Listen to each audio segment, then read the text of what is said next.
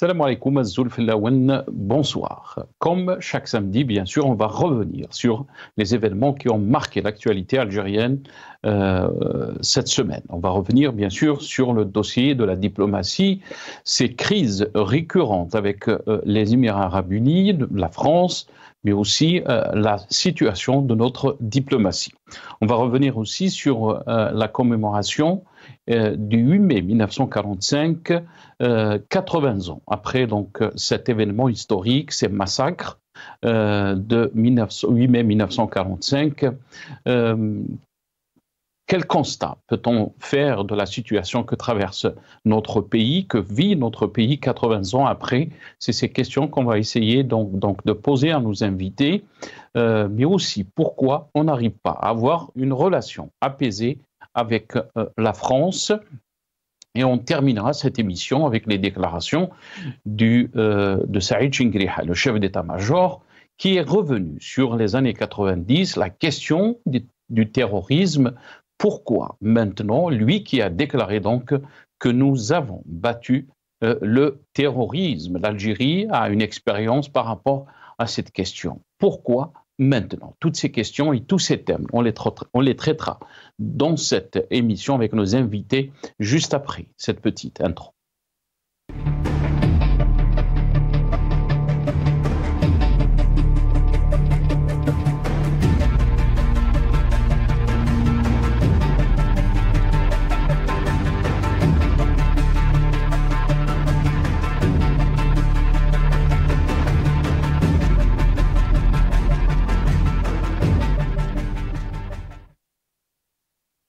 Algérie, rétro-info de la semaine, donc on va revenir sur les événements qui ont marqué l'actualité algérienne cette semaine et j'ai le plaisir d'accueillir avec moi ce soir dans cette émission Hamid Lellou, directeur de Run for Democracy in Algeria. Il est avec nous depuis Washington via Skype.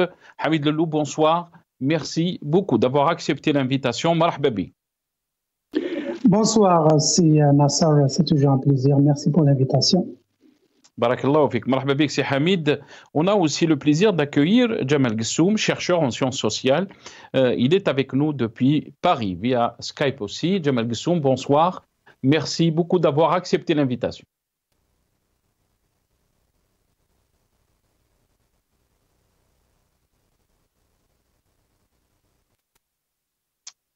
Un petit souci de son avec Jamal Gessoum.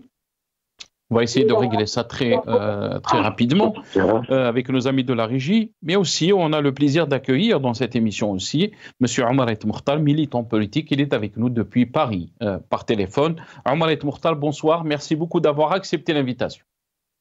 Bonsoir Nassar, bonsoir aux auditeurs d'Al Maghribien et à tes invités. Merci beaucoup, Omar Et Mokhtar. Je ne sais pas si on a réglé le problème avec Jamal Gessoum. Jamal Gessoum, est-ce que vous m'entendez? Est-ce que vous m'entendez, c'est Nassar? Ah, très bien. Là, on vous entend et on vous voit aussi. Très bien. Merci Jamal, pour l'invitation. Très content de vous avoir croisé. C'est Hamid Lellou que je n'avais pas croisé depuis très longtemps. Espérons que ça va pas chauffer Jamal Gessoum. Jamal Gessoum, donc très content de vous avoir dans cette émission. Je rappelle que vous êtes chercheur en sciences sociales et merci d'avoir accepté l'invitation. On va revenir bien sûr, comme je l'ai annoncé, sur les événements qui ont marqué l'actualité algérienne cette semaine. Cette question de crise diplomatique récurrente avec les Émirats arabes unis, avec la France, la question de la diplomatie donc algérienne. Y a-t-il une vision? Pourquoi donc ces crises qui sont récurrentes? Toutes ces questions, on les posera à nos invités. Avant de leur donner la parole, on va regarder cette petite vidéo, donc les déclarations ou les déclarations qu'on a entendues dans le NTV, la chaîne algérienne, concernant donc Eid al-Fitr, les félicitations ou le message par rapport à Eid al-Fitr de la part des Émirats arabes unis pour Abdelmadjid Tebboune, mais aussi cet édito qui était vraiment ce qu'on peut dire, c'est que le langage qui a été utilisé n'était pas un langage diplomatique. très virulent envers les Émirats arabes unis. On regarde. هذا وتلقى رئيس الجمهورية السيد عبد المجيد تبون اليوم اتصالا هاتفيا من أخيه الشيخ محمد بن زايد آل نهيان رئيس دولة الإمارات العربية المتحدة الشقيقة، هنأه فيه بعيد الفطر المبارك.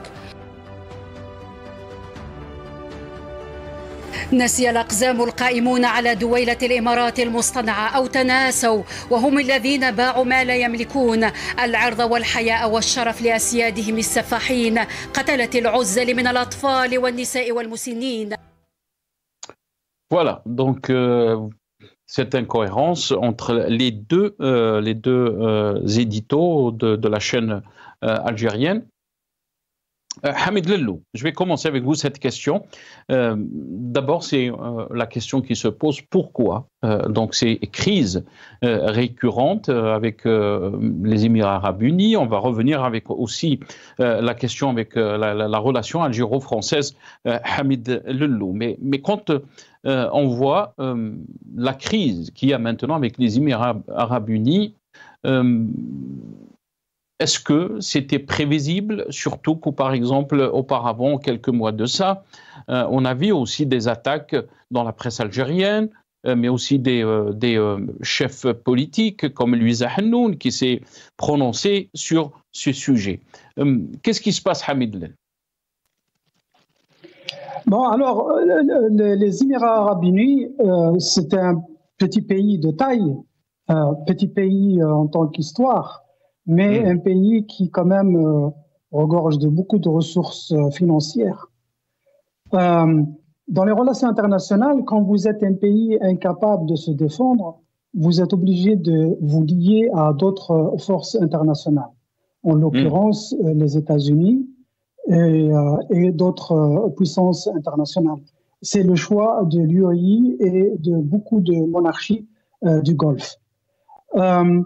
L'UAE a fait le choix de sa politique de devenir une plateforme financière internationale. Et pour ça, quand vous avez des relations avec d'autres pays auxquels vous demandez assistance, auxquels vous demandez aussi protection, eh ben, il y a un prix à payer. Et pour ça, les Émirats arabes unis semblent jouer le rôle de ce gros bras, la prolongation de ce gros bras de forces étrangères.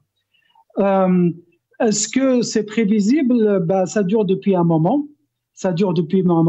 Mais ce qui se dit sur l'UAE s'applique sur l'Algérie aussi, malheureusement.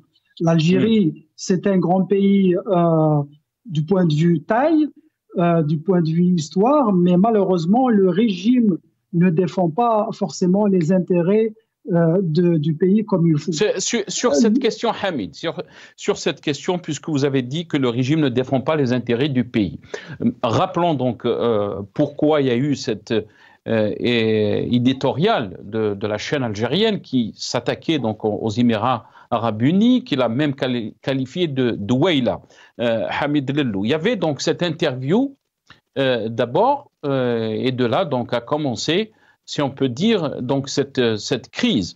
L'interview qui a été faite par Sky News, donc arabique, et où le professeur Mohamed Lamine Belrite, qui est sous mandat de dépôt, il s'est déclaré sur une question qui est, bien sûr, à hériter, si on peut dire, les Algériens, beaucoup d'Algériens, puisqu'il a lié donc la question de l'amazirité ou la question des Amazirs comme étant donc une fabrique des Français ou franco-sionistes, comme il l'a donc déclaré.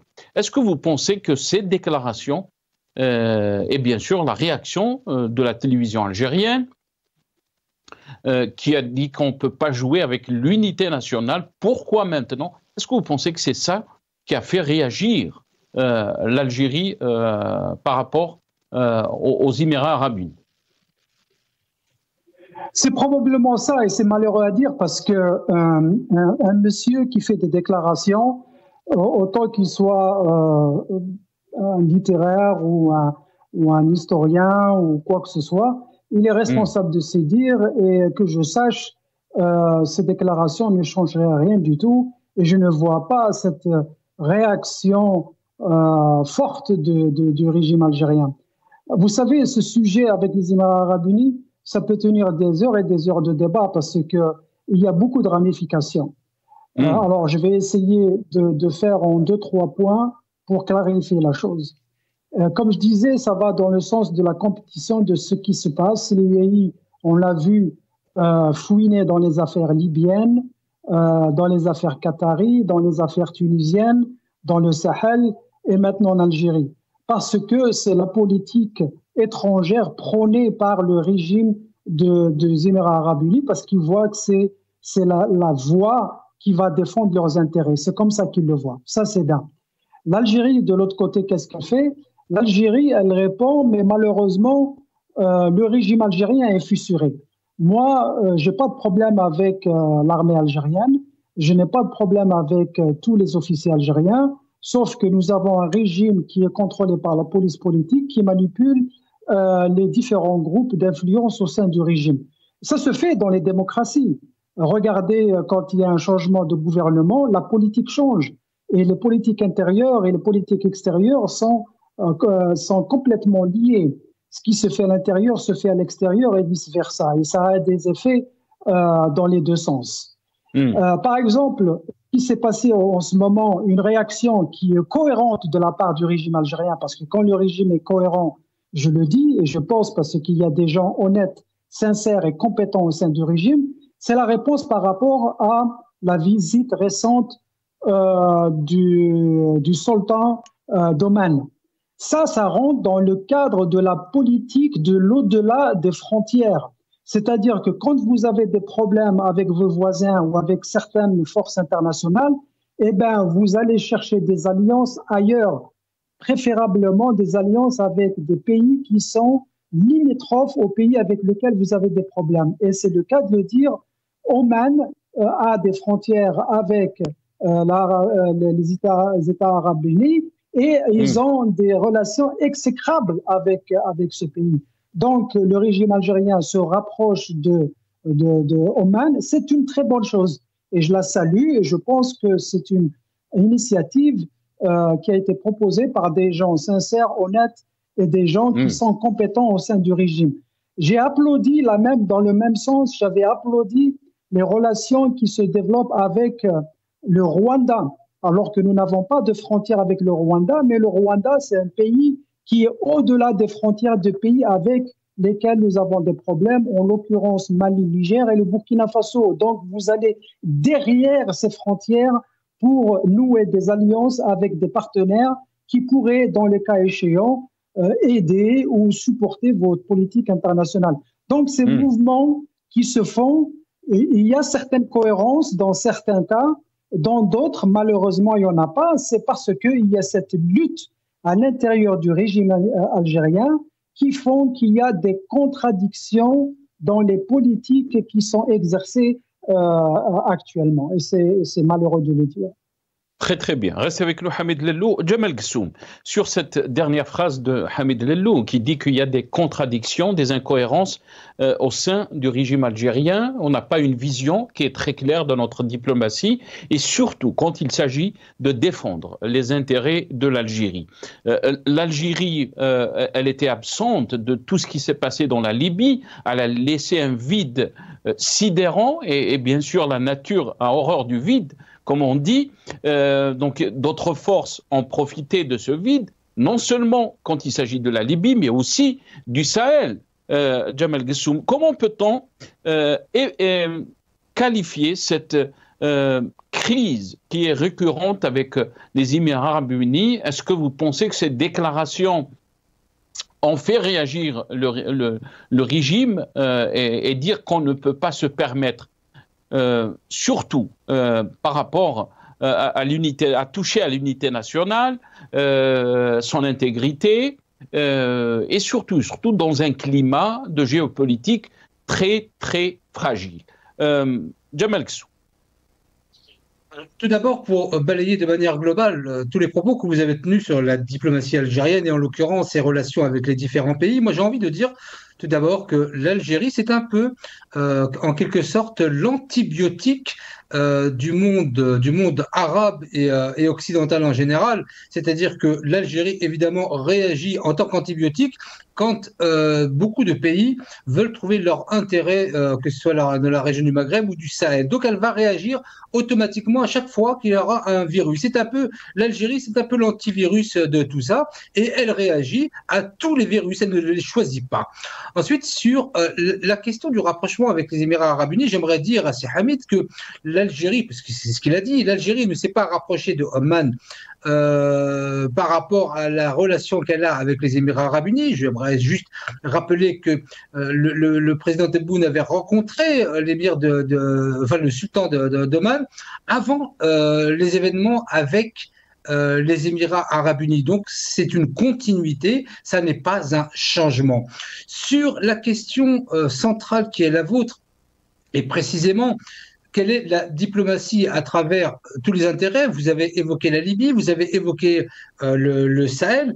J'aimerais dire que là où je reconnais que l'Algérie a fait une erreur fondamentale, on en avait parlé sur votre plateau il y a de cela, je pense, à peu près 1 an et demi, c'est lorsque le président Tebboune avait reçu l'imam Dicko, qui est considéré au Mali comme étant un indépendantiste. Ça, c'était une erreur grave. Toujours est-il qu'aujourd'hui, sur la question du Sahel, qui est beaucoup plus centrale que celle de la Libye, cette question s'analyse en finalité sur deux versants ou deux spectres différents.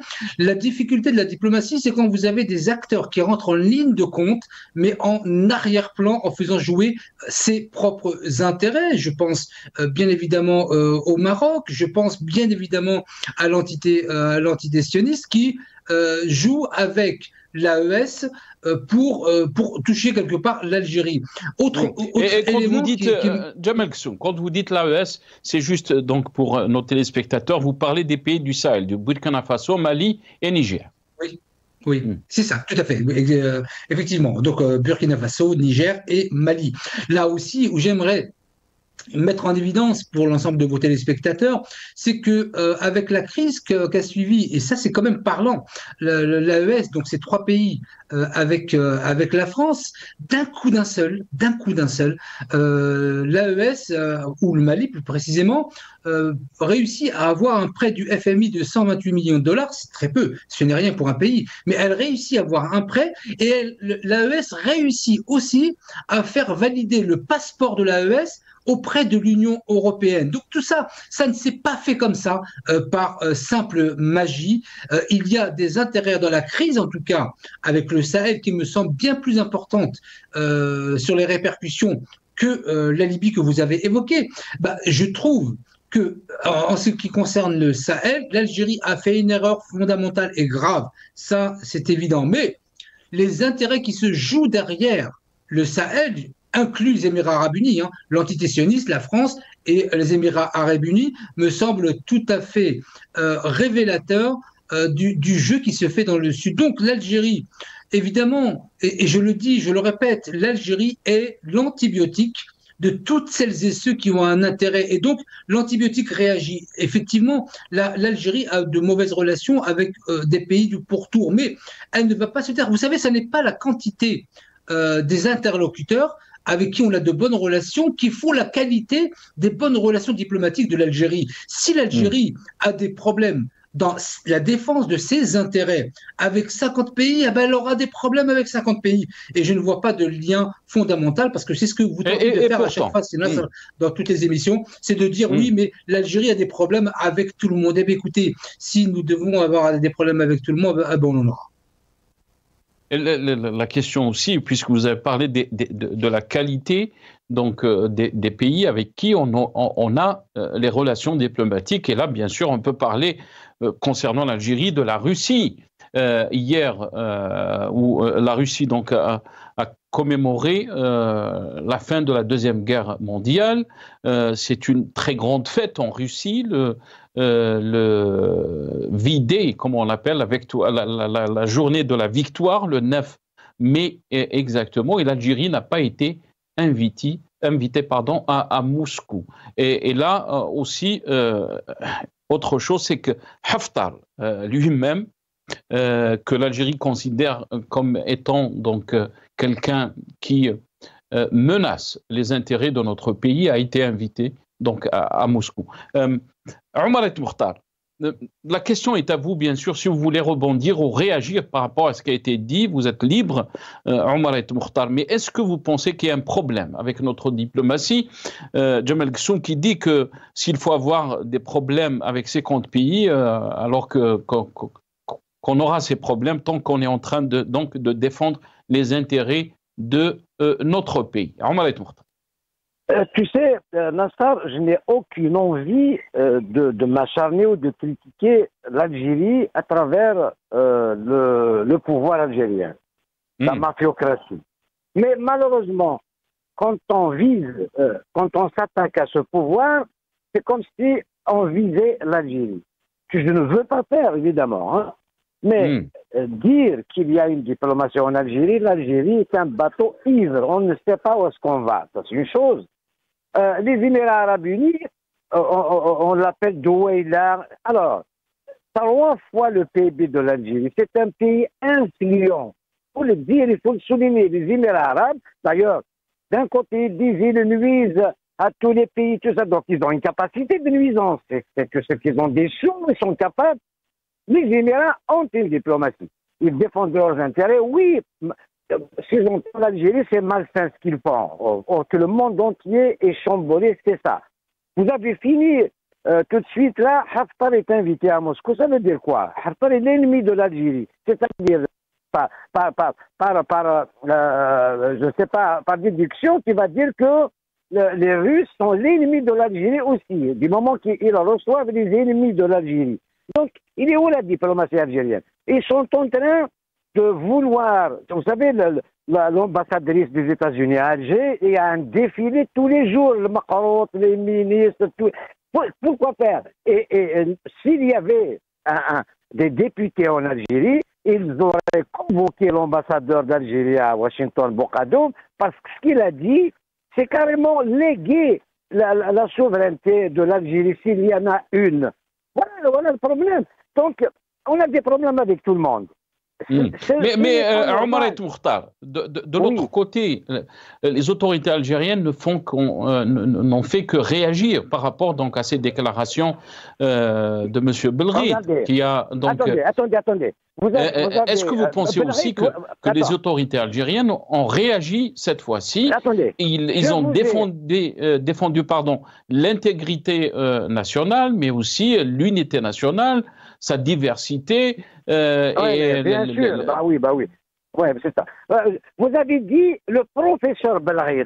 Donc, s'il est réellement professeur, il est responsable. Ce n'est pas un gamin, ça c'est une chose. Il était invité effectivement par une chaîne émiratie, qui est Sky News. La journaliste, elle est algérienne, elle est née à Annabar, elle n'est pas contre son pays. Mais ce qu'il a dit, Belri, d'abord, il a dit pire que ça. Avant, il a dit que même la révolution algérienne, c'est Gamal Abdel Khassar qui a donné l'ordre de déclencher la guerre de révolution. C'est très grave. Il a dit aussi autre chose, que l'appel du 1er novembre, ce n'est pas celui que vous avez en français, il y en a un autre, à Constantine, le ulama, le musulman, je sais quoi, qui l'ont écrit en arabe. Donc, falsifier comme ça l'histoire à la télévision algérienne, personne n'a rien bougé. Concernant la majorité, depuis le faux congrès, le pseudo-congrès de Tripoli, en Libye, il s'est terminé par un boahar, des bagarres et je ne sais quoi. Mais Ben Bella, là, il a dit, il a couru en Tunisie, chez Bourguiba, il a dit, trois fois nous sommes arabes. Et Gamal Abdel Nasser, dans la semaine, il a dit, ça y est, l'Algérie est arabe. Pire encore. Donc vous pensez Omar El Moukhtar, qu'il y a instrumentalisation de cette question? Mais ça ne date pas d'hier. Moi qui suis kabyle, je les entends pas dire ce qu'ils veulent. Moi, je ne cherche pas mon identité. Je l'ai. Elle est en moi. Donc, j'entends ni Belri, ni... D'ailleurs, pour moi, je n'ai pas applaudi quand il a été en prison. Parce que si j'applaudis, c'est comme si je cautionnais l'injustice algérienne. Il n'y a pas de justice dans ce pays, il n'y a pas de diplomatie, personne ne nous respecte. Il y a un peu de gaz et de pétrole. Tu sais que le dollar baisse et le baril est arrivé à moins de $50. Si ça continue comme ça, on n'aura pas de bouton de l'aide de Roumanie l'année prochaine, vous allez voir. Très bien. Restez avec nous, Omar El Moukhtar. Hamid Lello, je reviens vers vous. Bien sûr, on a parlé des Émirats Arabes Unis, donc cette crise avec l'UAE, mais aussi les déclarations cette semaine du ministre des Affaires étrangères français, Jean-Noël Barrot, qui est revenu donc sur cette relation algéro-française. On l'écoute. Vous évoquez le rappel de l'ambassadeur de France en Algérie. Il est reparti ou il est toujours à Paris? Il est toujours à Paris. Et il va y retourner? Écoutez, à ce stade, la situation est bloquée et c'est la responsabilité des autorités algériennes. Donc c'est pas prévu pour l'instant? À ce stade, ça n'est pas prévu. Voilà, la situation est bloquée et c'est à cause ou c'est la faute des autorités algériennes. Hamid Lello, ce dossier bien sûr de la diplomatie, depuis 2019, on a accumulé, si on peut dire, donc des crises avec beaucoup de pays, rupture diplomatique avec le Maroc, une crise qui s'est, peut dire, apaisée un peu avec l'Espagne, mais aussi cette crise avec la France, inédite. Jamais on est arrivé à cette situation où la France a rappelé son ambassadeur, mais aussi l'Algérie à plusieurs fois. Pourquoi on est arrivé à cette situation, d'après vous, Hamid Lello? Vous savez, je suis d'accord avec votre invité de Paris, M. Moukhtar, quand il dit que les politiques algériennes changent. Elles changent parce que là où... Il faut expliquer les choses dans le contexte algérien. Dans les démocraties ou dans les pays qui se respectent, il y a des gouvernements et les gouvernements, ce sont souvent des alliances de différents partis. C'est pour ça qu'il n'y a pas d'homogénéité dans le gouvernement, comme c'est le cas du gouvernement français actuellement.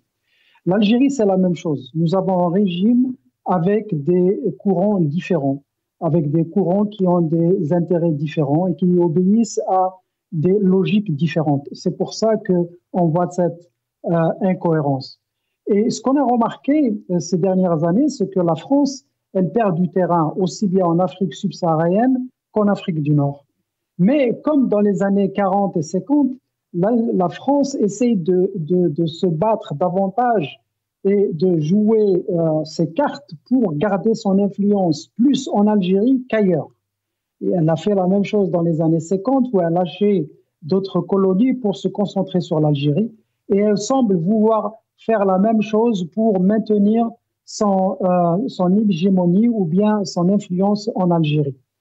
Alors, le problème, et je l'avais dit plusieurs fois, quand la France perd de son influence en Algérie, cela ne se fait pas au bénéfice de l'Algérie ou des Algériens. Malheureusement, il se fait au bénéfice d'autres intérêts extérieurs. Et c'est pour ça qu'on voit des influences de d'autres pays qui sont beaucoup plus importantes maintenant en Algérie qu'ils n'ont été avant. Et l'influence française se perd.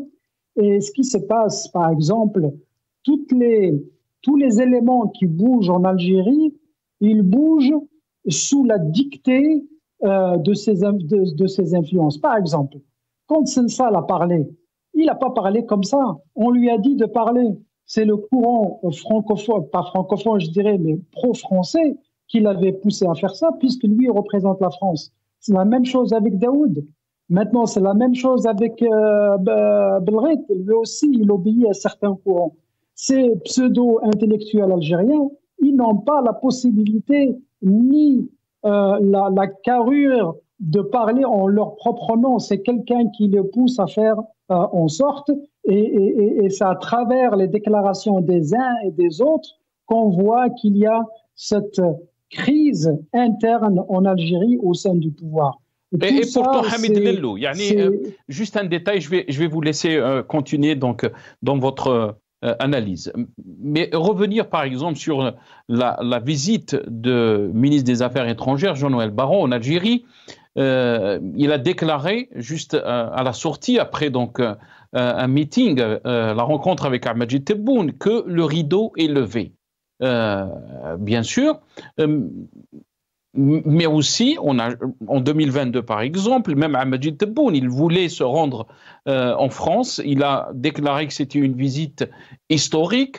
En 2022, la visite de Macron avec presque 15 ou 16 ministres français en Algérie, on parlait de relations excellentes entre l'Algérie et la France. Et on sait très bien après, bien sûr, ce qui s'est passé avec la position de la France concernant donc le dossier du Sahara occidental. Est-ce que vous pensez que c'est cette question qui a bousculé, si on peut dire, les relations algéro-françaises, et que quand vous dites que le régime, peut-être qu'il y a des courants dans ce régime, mais aussi pour lui, les intérêts sont très clairs quand il s'agit de ses intérêts. Donc, par rapport à lui, la question est très claire, Hamid Lel. Mais les intérêts différents dont je parlais ne s'appliquent pas qu'au régime algérien, ils s'appliquent à la France aussi. La France, si à un moment donné, elle a réussi à nouer des contacts, des relations chaleureuses avec une partie du régime algérien qui est favorable, tant mieux pour elle. La France, elle était contente, comme vous l'avez dit, il y a quelques années. C'était la lune de miel, les visites, 16 ministres français qui vont en Algérie, Macron qui a un bain de foule à Alger qu'il n'a jamais reçu à Paris, etc., etc. Mais le problème, c'est que les forces ou les puissances au sein des gouvernements, il n'y a pas que l'Algérie, il y a même en France, même dans d'autres pays, ça change. Ça change en fonction des situations, des votes dans certains pays ou bien des rentrées d'argent dans d'autres. Donc, ces situations-là qui changent, elles ont des influences directes sur le caractère des relations entre les pays. À l'époque, le courant francophone, ou bien plutôt le courant français, était plutôt assez fort en Algérie. Il avait poussé pour des relations plus étroites avec la France. Maintenant, cette force, ils l'ont perdue. Et de l'autre côté, en France, il y a aussi le gouvernement qui change et les influences qui changent et qui évoluent. Et c'est ça la diplomatie, c'est prendre d'un côté, donner de l'autre et jouer sur des équilibres géopolitiques et géostratégiques en fonction de la donne actuelle. Et les relations franco-algériennes, la tumultueuse relation entre les deux pays ne date pas d'hier, de un, de deux, parce que les deux pays appartiennent à une région qui est très, très, très sensible, en particulier l'Algérie qui appartient au Sahel, l'Afrique du Nord et le bassin méditerranéen. La France étant, comme je disais, une puissance coloniale qui veut garder ses intérêts, et aussi au niveau de la scène internationale, il y a des choses qui se jouent et la France veut garder son influence dans la région. Maintenant, l'histoire du Sahara, c'est peut-être un élément déclencheur, mais ce n'est pas l'élément essentiel parce que, à ce que je crois, la position française vis-à-vis du Sahara occidental a toujours été pro-marocaine. Peut-être que Macron a poussé un peu le bouchon en le déclarant plus honnêtement et plus ouvertement. Très bien. Restez avec nous, Hamid Lello. Djemal Ghssoum, sur cette question, qu'est-ce que vous en pensez? Bien sûr, plusieurs fois, vous avez déclaré qu'il fallait mieux aller aller vers la rupture carrément diplomatique entre l'Algérie et la France. Peut-être beaucoup n'arrivent pas à comprendre votre position, mais quand on voit par exemple et on entend les déclarations du ministre des Affaires étrangères français, Jean-Noël Barrot, qui parle d'un blocage de cette situation de crise entre Alger et Paris, et que les autorités algériennes ou le régime algérien est le seul responsable. Qu'est-ce que vous en pensez de cette relation On va parler dans la deuxième partie de l'occasion de commémoration du 8 mai 1945. Pourquoi on n'arrive pas donc à avoir une relation apaisée avec la France, Jamal Guessoum? Je reviens très rapidement sur votre dernière prise de parole tout à l'heure, avant que je n'intervienne plus. Vous posez la question de savoir pourquoi est-ce que la Russie n'a pas invité l'Algérie. J'aimerais juste dire qu'auraient pensé les Algériens, parce que la fête nationale en Russie, c'est le 9 mai.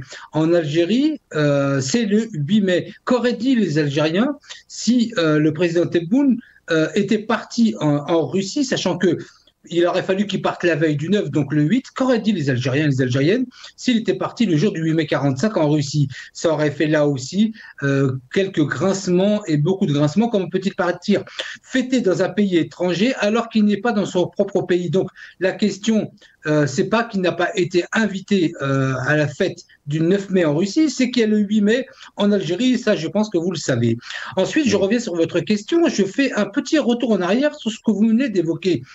Vous êtes passé, sinon, d'une lune de miel sur la relation franco-algérienne, d'une lune de miel directement au 31 juillet Sahara occidental. J'aimerais juste vous rappeler que entre ces deux moments, la déclaration du président Macron à l'Élysée, repris par le Figaro, et qui parlait de rente mémorielle. Donc, il ne faudrait pas couper une partie du film. Le film, il faut le voir au complet. Donc, le début des dégradations s'est fait à ce moment. C'était en novembre 2021 ou 2022, je ne sais plus, mais c'était en tout cas bien avant le 31 juillet 2024. Donc, je vous invite simplement à recontextualiser les faits, de recontextualiser et de mettre tous les points qui ont amené sans en retirer un seul. Sinon, vous avez retiré celui-ci, et il est important. Quand un président français déclare à l'Élysée que l'État algérien fait jouer la rente mémorielle, comment voulez-vous que l'Algérie le prenne? Ça, c'est une chose.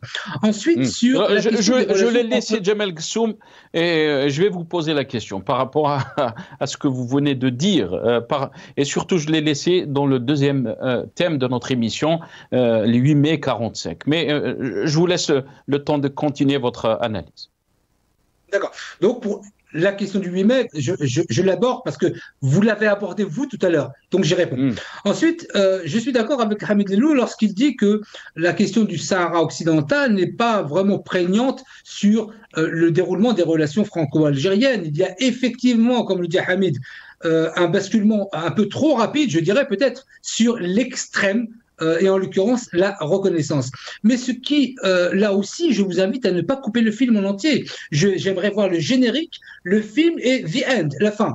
Il y a eu une opération de barbouzerie en Algérie française l'année dernière. Il y a les attaques permanentes et constantes du ministère de l'Intérieur français. Tout ceci, il faudrait peut-être être cohérent. Comment demander à avoir de bonnes relations lorsque vous avez un président français qui qualifie l'État algérien de repreneur, en quelque sorte, de la rente mémorielle, lorsque elle attaque par le biais du ministre de l'Intérieur de manière permanente, où c'est devenu de la folie en France, sur l'Algérie. On se lève l'Algérie, on mange Algérie et on dort Algérie. Donc, la question de la réaction, tout à l'heure, vous avez dit quelque chose qui est intéressant, sinon, ça vous avez dit peut-être que l'Algérie a réagi. Oui, elle réagit à tout ce qui se passe, mais là, objectivement, tout ce qui se passe depuis pratiquement 8 mois entre l'Algérie et la France, c'est quand même la France qui déclenche cette tempête permanente en attaquant l'Algérie à tout bout de champ, jusqu'à inventer des aides de développement qui n'existent pas, jusqu'à faire comme si l'Algérie était le seul pays du Maghreb à ne pas respecter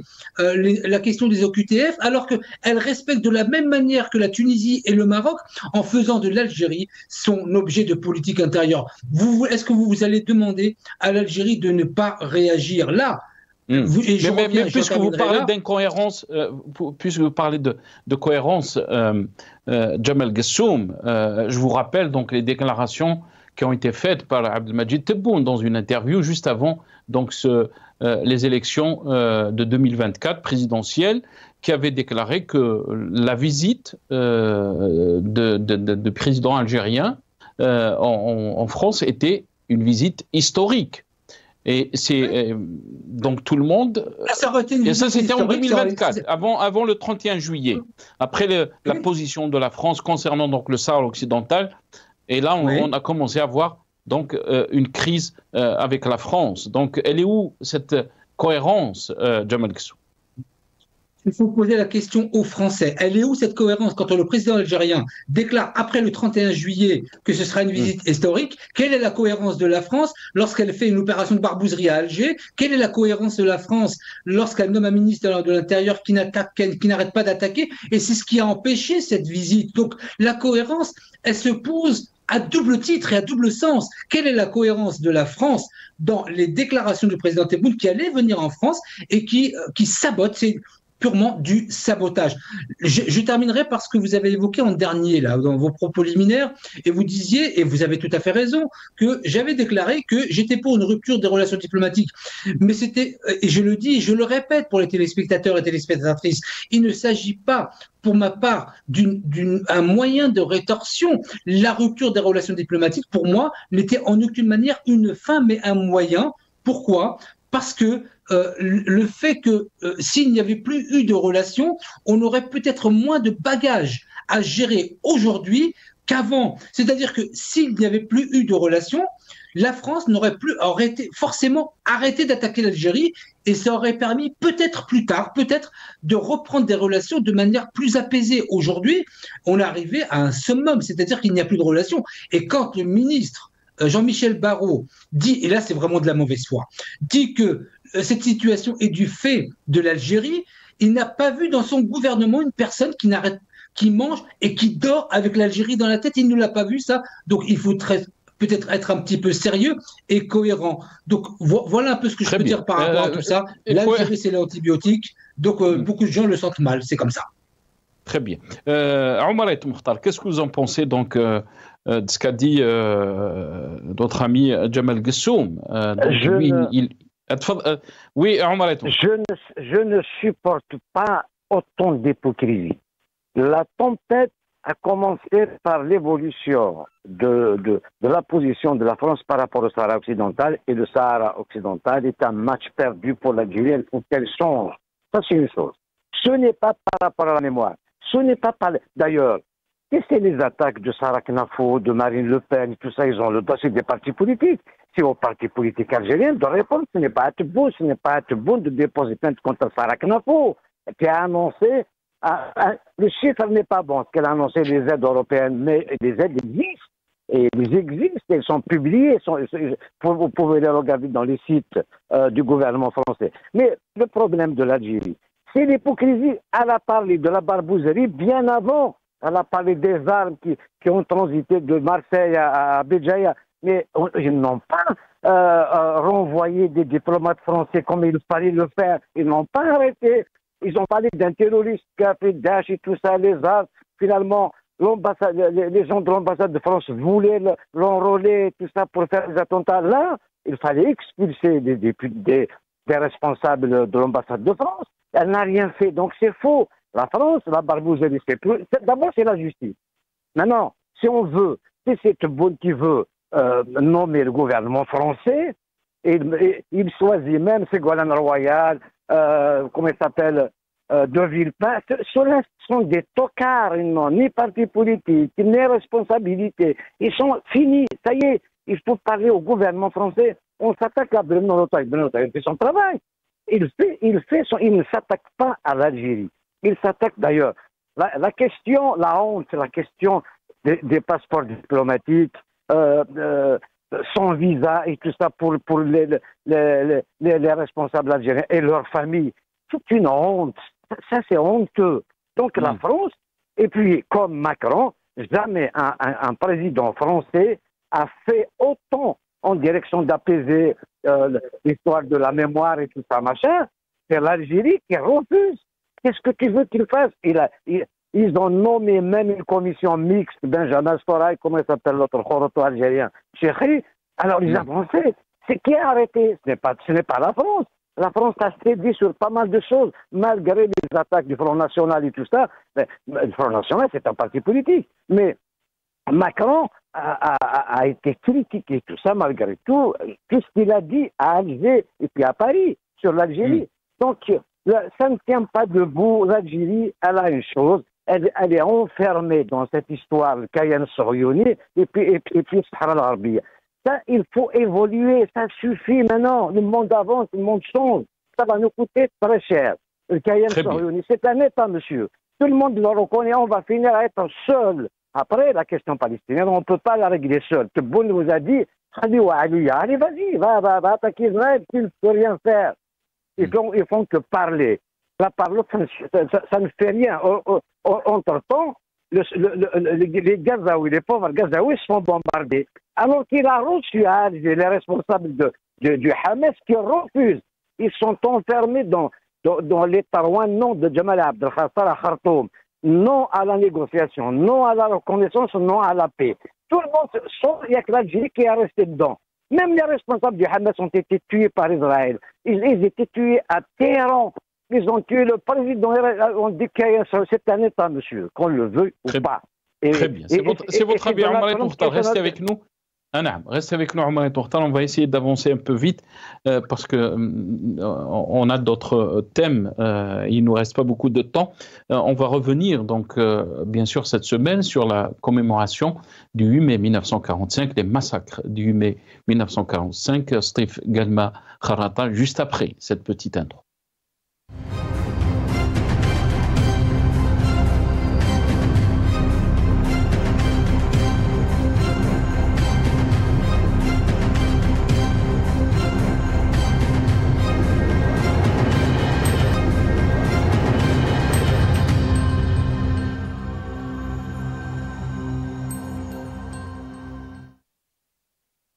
Voilà, donc bien sûr qu'il y a eu, par rapport à cette occasion, un message de Abdelmajid Tebboune, destiné donc au peuple algérien, rappelant donc les sacrifices de notre pays pour l'indépendance, mais aussi que l'Algérie est victorieuse, Al-Jazair el-Montasira, elle est en train d'avancer à pas sûrs. Mais d'abord, on va écouter les déclarations de Goudjil concernant donc cet anniversaire.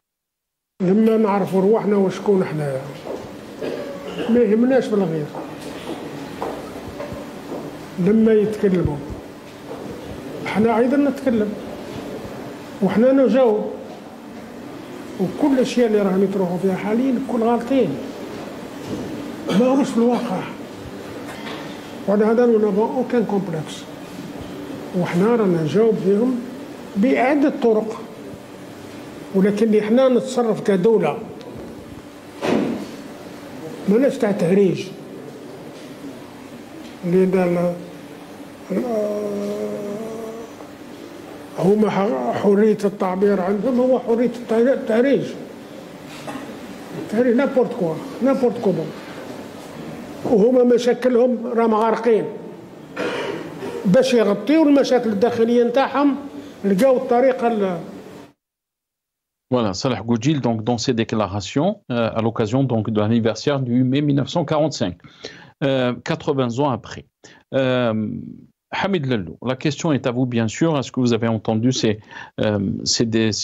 déclarations de Salah Goudjil, qui parle de la France, bien sûr, mais d'abord un aperçu très rapide historiquement. Cet événement, bien sûr, marque les massacres du 8 mai 1945, mais aussi rappelle les sacrifices de notre pays, des Moudjahidines, pour l'indépendance de notre pays. Mais quel parallèle peut-on faire aussi de la situation que traverse notre pays? Hamid Lallou. Le parallèle direct et le plus clair pour moi, c'est l'indépendance. Le 8 mai 1945, c'était la demande du peuple algérien pour l'indépendance de l'Algérie. Et à ce jour, l'Algérie n'est pas indépendante. C'est pour ça que le peuple continue à crier la même chose, Istiqlal, Istiqlal, Istiqlal.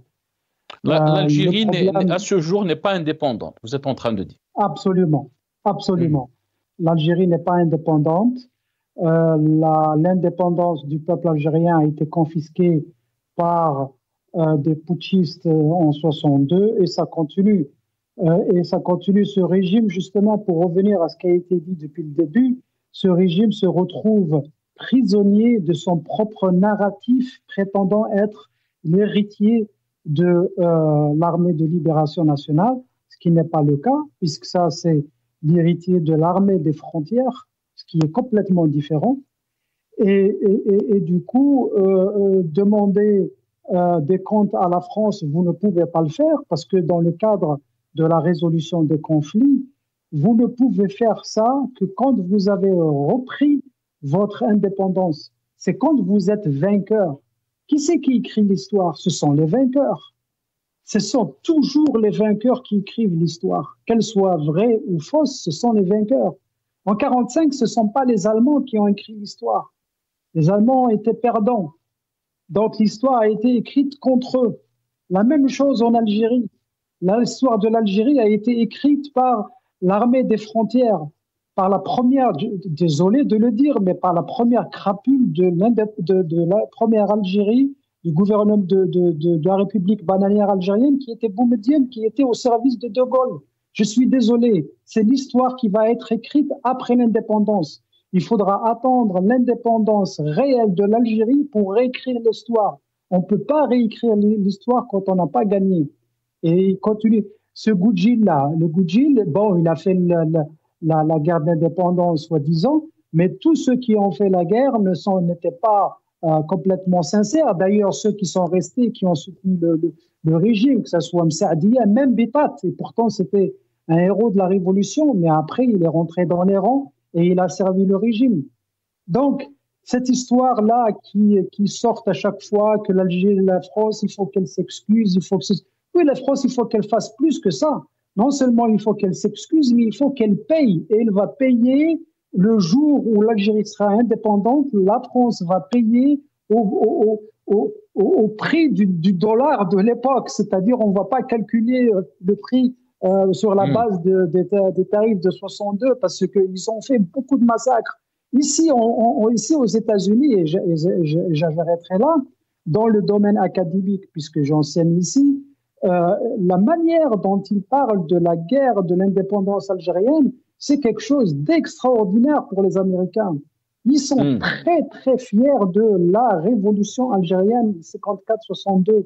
Ils parlent des massacres qui ont été faits par les Français, de la torture. Et c'est ce qui nous amène, Hamid Lello, parce que j'aimerais avoir votre avis par rapport donc, à cette question. Puisque Ibrahim Bourali, le premier responsable, donc le président du Parlement algérien, a parlé de la loi de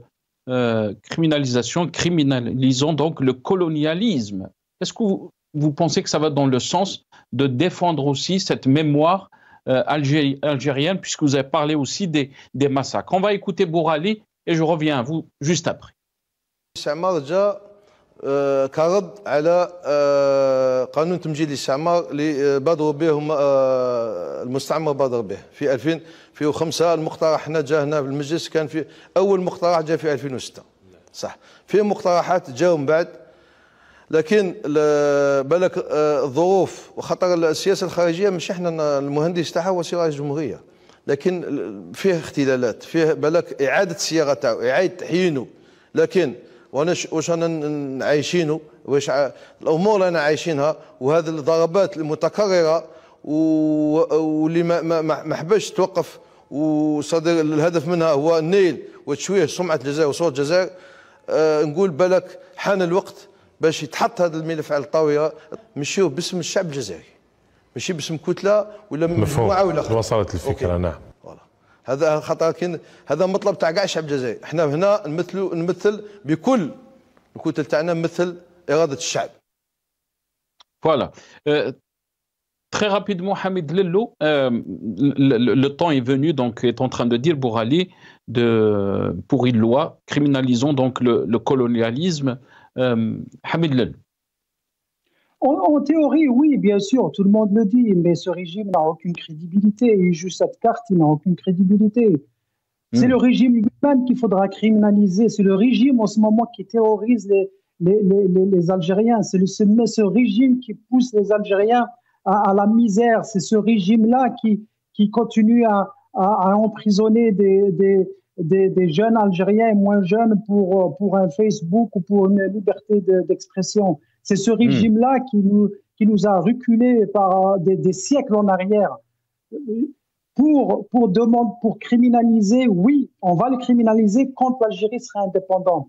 L'Algérie n'est pas indépendante, je suis désolé, et ça me fait mal au cœur de le dire. Ça me fait mal au cœur. Ce sont ces mêmes gens qui parlent de la criminalisation, qui courent après le français. C'est eux qui se prosternent face aux Français. C'est eux qui cachent l'argent volé en France. C'est eux qui vont passer les vacances en France. C'est eux qui envoient leurs enfants en France. C'est eux qui courent après les visas pour la France. C'est eux qui demandent des diplômes diplomatiques pour rentrer en France. C'est eux qui obéissent à la France. C'est eux qui servent la France. Et maintenant, ils nous sortent le problème, cette histoire de criminalisation. Quelle hypocrisie! C'est de la lâcheté. Tant qu'il n'y a pas cette indépendance, on n'aura jamais, le compte ne sera pas réglé avec la France tant que l'Algérie n'est pas indépendante. Merci Hamid Lello. Jamal Ghessoum, le constat de Hamid Lello est très frappant, mais aussi il relate un peu la situation que vit notre pays. Quand on parle d'une date historique qui a marqué l'histoire de notre pays, le 8 mai 1945, 80 ans après, beaucoup d'Algériens se posent la question. Où elle va l'Algérie? C'est pas la France qui était donc au gouvernail de ce pays, c'est les Algériens eux-mêmes. Votre réaction, est-ce que c'est une bonne chose, donc, cette loi criminalisant le colonialisme?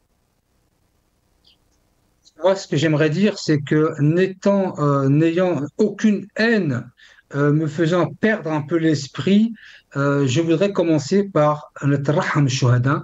Je pense que ça aurait été bien aussi d'y penser et de ne pas être animé uniquement sur des questions, je dirais, d'analyse politique ou autre. On commence déjà Natraham Shuhada. Ça, à mon avis, je pense que c'est la première des choses.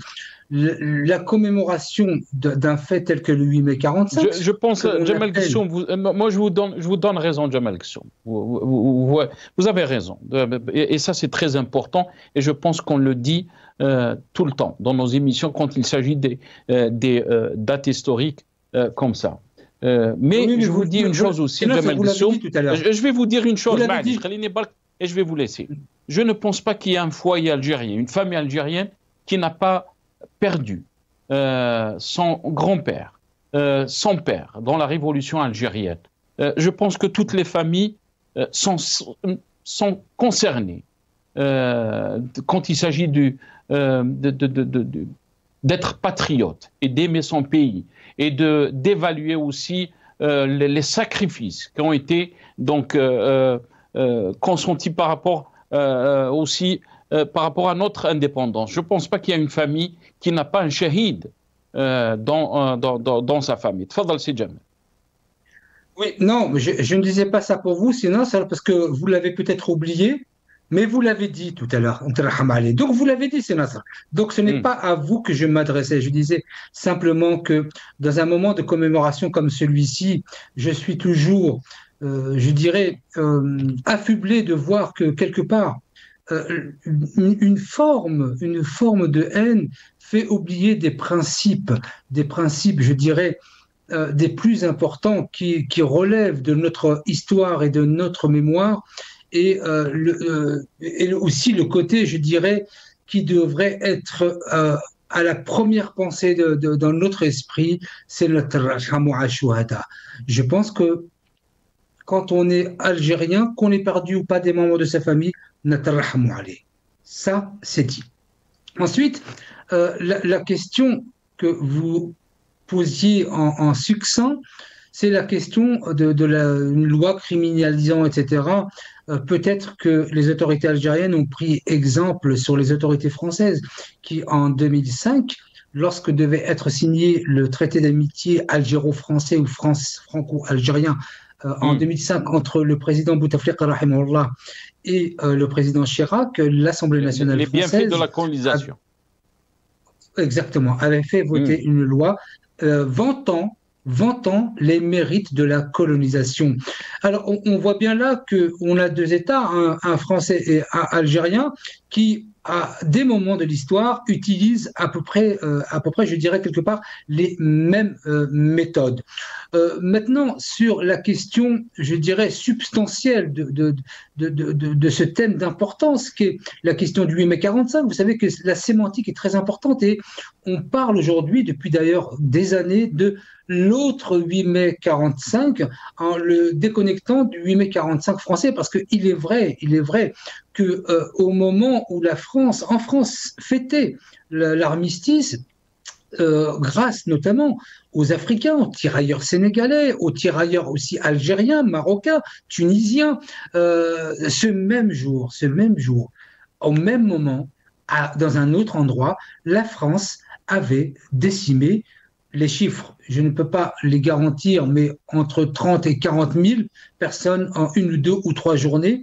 Évidemment que ça marque les esprits, ça marque les Algériens en profondeur et qu'on ne peut que, évidemment, face à la relation que l'on a avec la France, ne pas pouvoir nos blessures. La question de faire un rapport qui était assez équilibré, je dirais, entre ce qu'attend le gouvernement français et ce qu'attendent les Algériens. Je fais bien la différence entre ce qu'attend le gouvernement français et ce qu'attendent les Algériens. C'est complètement deux choses différentes. J'ai simplement envie de dire que tant qu'on n'avancera pas sur cette question de la mémoire et de l'histoire, on aura toujours, malgré, et là je rejoins un peu ce qui a pu être dit sur la question de la mémoire, quand vous avez des gens, je ne nomme pas quelqu'un de manière négative, mais pour juste illustrer mon propos, c'est de dire que par exemple, quand Ammar Saadani, en plus qui est de chez moi de Ouadsouf, c'est pas une fierté pour moi, attaquer la France alors que là où s'est sauvé le premier pays c'est la France, je veux dire qu'il y en a beaucoup en Algérie qui jouent de cela, mais je pense que le moment aujourd'hui, notamment dans la situation dans laquelle se trouve l'Algérie, avec les différentes attaques, n'oubliez pas le terme d'antibiotique, l'Algérie reste l'antibiotique, ne doit pas nous permettre de l'utiliser malgré toutes les contradictions qu'il y a avec l'État. Moi-même, j'ai appelé à voter contre Tebboune. Donc, je n'ai pas de difficulté. Je ne suis pas un extrémiste. Pour vous, c'est pas le moment, Djemal Ghessoum. Pour vous, c'est pas le moment. Mais très rapidement, donc, sur la question de l'instrumentalisation de l'histoire, puisque on en a parlé des déclarations de Macron qui a parlé donc de la rente mémorielle. Est-ce que vous pensez qu'il y a instrumentalisation de cette question parce que les Algériens veulent vivre dans un pays où il y a des libertés, où il y a une Algérie qui respecte les droits de l'homme, une Algérie qui avance, une Algérie qui est forte, pas une Algérie 80 ans après, vous avez parlé vous avez raison, des sacrifices énormes pour l'indépendance du pays, et en 2025, il y a toujours des jeunes. Pour eux, l'ambition, c'est de quitter l'Algérie et d'aller donc dans ce pays qui nous a colonisés pendant 132 ans. Très rapidement sur cette question.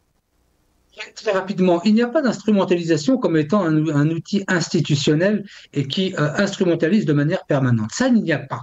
Ça, c'est un fait. Je vous prenais le cas d'Ammar Saadani, mais c'était un cas à part. Maintenant, tant que du côté français aussi, il n'y aura pas, par exemple, garder des crânes d'anciens combattants et de centaines de crânes au musée de l'Homme, est-ce que cela favorise le rapprochement entre les deux pays, comme s'il s'agissait d'un trophée?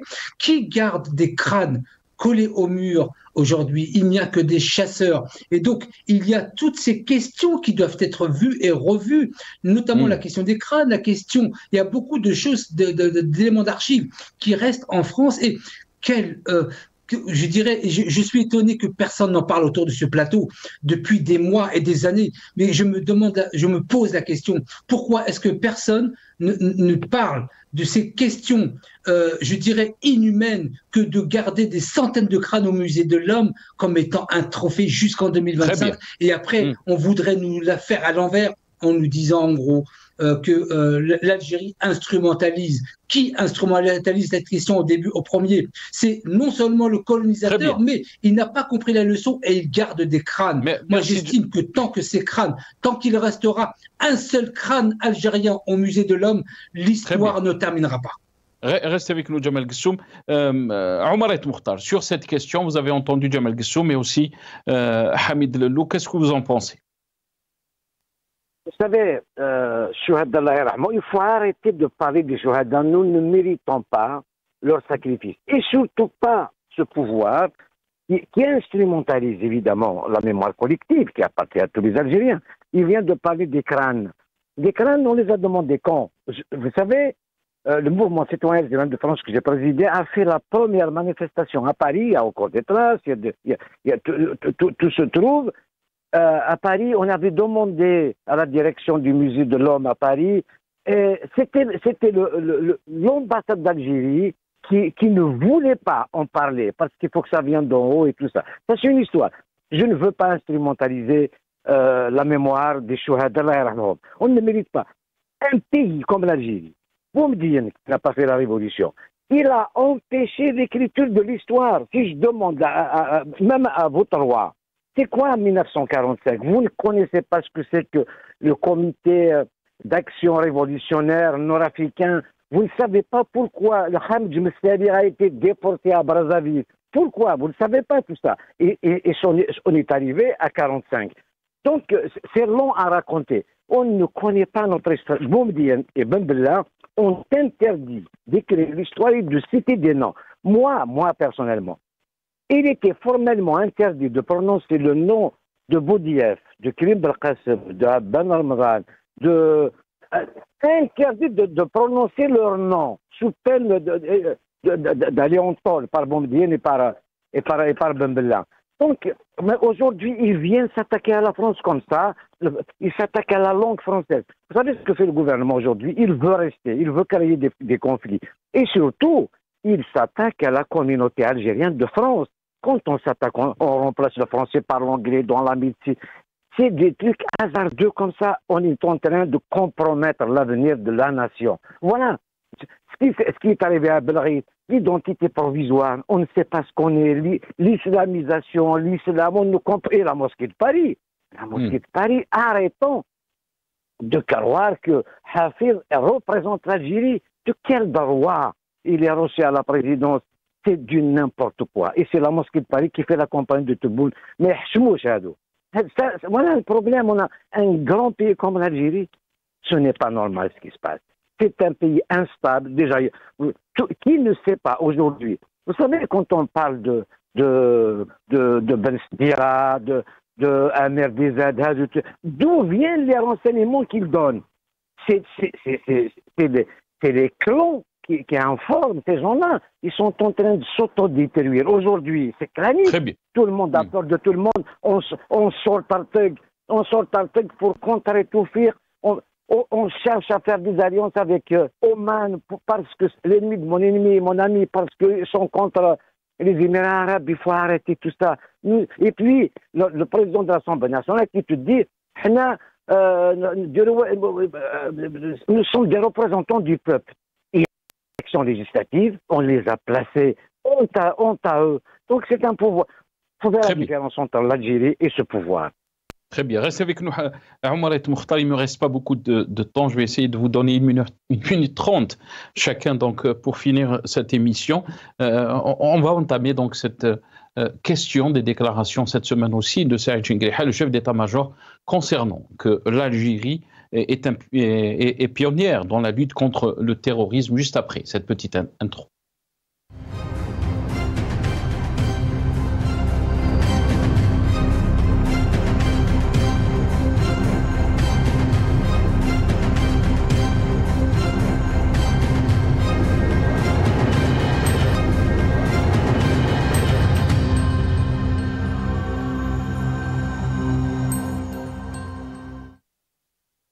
Voilà, on écoute d'abord Chenguereha. يجدر التذكير أن الجزائر أدركت مبكرا خطورة الإرهاب الهمجي والتطرف الظلمي الذي هدد أركان الدولة الوطنية ونظامها الجمهوري، وباتت الأقدر على فهم هذا الخطر الدخيل، فاستطاعت بفضل تمسك الشعب بوطنه والتفافه حول مؤسساته وفي مقدمتها الجيش الوطني الشعبي من إفشال هذه المخططات الخبيثة.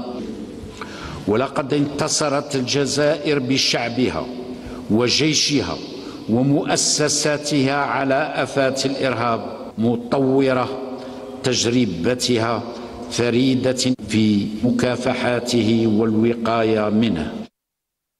Voilà, donc les déclarations du chef d'état-major, Saïd Chinguiriha, concernant donc la lutte contre le terrorisme. Il rappelle donc les années 90. Omar El Mokhtar, je vais commencer avec vous cette question. Il ne reste pas beaucoup de temps. Pourquoi maintenant, pourquoi Saïd Chinguiriha rappelle donc la période des années 90 et qu'il dit aussi que l'Algérie est pionnière quand il s'agit de la lutte contre le terrorisme? D'abord, il n'a pas à faire de discours à la nation. Ça, c'est une chose. C'est un militaire, il parle aux militaires. C'est la muette. On ne doit pas entendre sa voix. Je n'ai pas envie de l'écouter. Il y a un président, même s'il est mal élu, il n'est pas élu, il y a un président. C'est à lui de parler au peuple. Il va combattre. Oui, on a combattu. Vous savez combien de déplacés, combien de morts et tout ça, à cause de leur politique, à cause de la mauvaise gouvernance. Donc, ils connaissent le terrorisme, il a combattu le terrorisme. L'armée n'a pas protégé les civils. Vous savez, c'est la première mission d'un État, c'est protéger les personnes et leurs biens. Ni les personnes et leurs biens. Le pauvre peuple algérien a payé des morts et des morts. Il est parti, s'est sauvé, s'est barricadé. Depuis l'indépendance, on n'a pas eu un gouvernement stable. Tous les 5 ans, une crise, et tous les 10 ans, une crise majeure. Il nous raconte des histoires. C'est le peuple qui a pris les armes. Il s'est défendu avec les groupes d'autodéfense. Pourquoi ce n'est pas l'armée alors? Pourquoi ce n'est pas l'armée qui a défendu le peuple? On se mêle de la politique.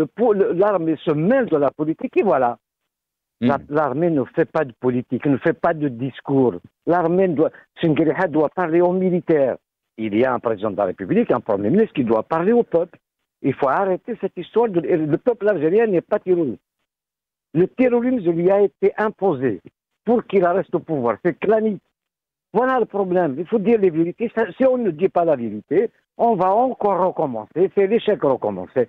Il faut dire. De toute façon, le peuple algérien n'est pas con. Le problème, c'est qu'ils ont semé la terreur. Le peuple a peur. Tu écris un mot dans Facebook, ils viennent chercher. Donc, mais ça va exploser parce que les gens ne sont pas cons. Ils ne nous achètent pas des moutons de lait. Tu vas t'inscrire pour participer au tirage au sort. Mais c'est quoi cette histoire-là? Merci Omar El Mokhtar. Désolé de vous presser parce qu'il ne nous reste pas beaucoup de temps.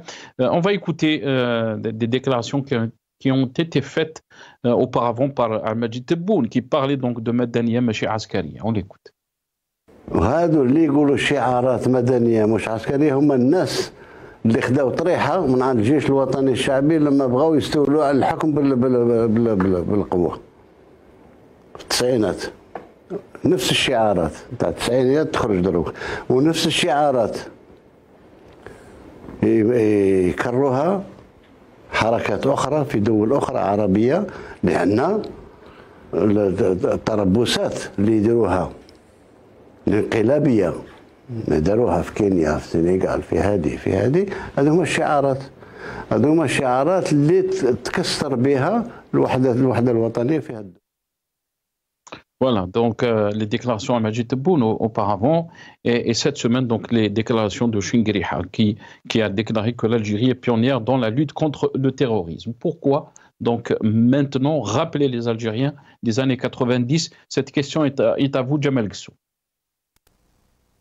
Écoutez, le chef d'état-major, dans un moment qui est celui de maintenant, c'est-à-dire la commémoration du 8 mai 45, dit des choses qu'il dit chaque 1er novembre et chaque 8 mai. Donc moi je ne suis pas du tout étonné de cela, c'est tout à fait normal. Il réitère un fait que beaucoup de pays dans le monde reconnaissent, l'Algérie, son armée et son peuple étaient bien seuls dans les années 90, et c'est vraiment quasiment le seul pays au monde qui, seul, sans l'aide de personne, on n'osait même pas nous prêter 100 millions de dollars pour manger dans les années 90, l'Algérie a été le seul pays à avoir vaincu le terrorisme. Sur la question du président de la République qui, là, disait... Oui, ceux qui seront pendant le Hira.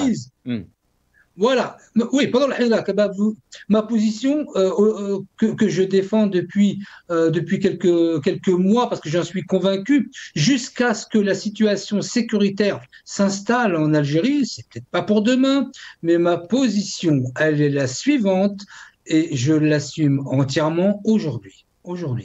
Je dis Daoula Askariya ou Machi Madaniya. Parce qu'on n'est pas dans une situation, il ne faudra pas raconter d'histoire, on n'est pas dans une situation où on peut ouvrir les vannes comme si on était dans un pays, je dirais, sécurisé. Le jour où on sera sécurisé, Daoula Madaniya ou Machi Askariya, Koul Wahad fi Blasto. Mais en tout cas, maintenant, celui qui aime, il aime, celui qui n'aime pas, il n'aime pas. Daoula Askariya ou Machi Madaniya. Très bien. Très bien. Restez avec nous, Jamal Gissoum. Je vous laisse le mot de la fin, Hamid Lello, très rapide.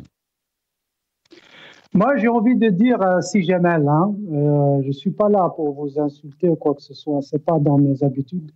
Mais si vous êtes si content de ce régime algérien et vous êtes si fiers d'être Algérie, plus fiers que nous, allez, chiche, prenez votre passeport français, déchirez-le, brûlez-le, rentrez vivre en Algérie définitivement, restez en Algérie. Vous voulez le beurre et l'argent du beurre. Vous profitez de la France et vous crachez sur la soupe qui vous nourrit tous les jours.